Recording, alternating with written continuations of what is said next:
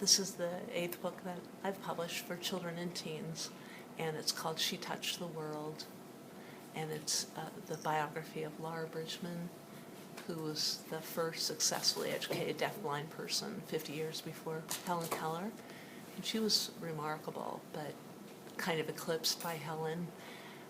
But Laura had actually only one sense that was working. She was deafblind and had no smell or taste.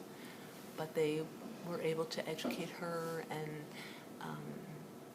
just she was the blueprint for Helen Keller then, and all deafblind people. I mean, they still use a lot of the same techniques. And so she was completely able-bodied till she was 2, and then developed they're really not positive what it was, the illness, but it ended up, she had 2 older sisters who were like 7 and 6, and they died, and she lived, but when she recovered, she had lost these 4 senses.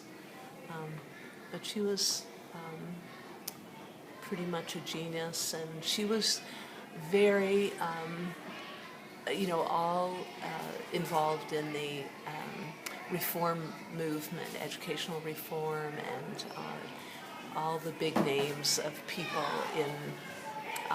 knew her, like Horace Mann and Dorothea Dix and Nathaniel Hawthorne's wife,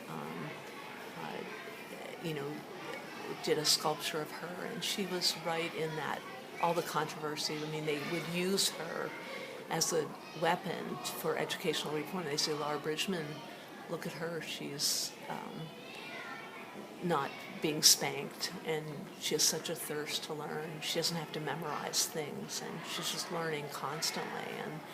And she was just remarkable, and ended up starting a kindergarten for blind children. When she was an adult, she raised enough money to start educating, younger disabled, children. So.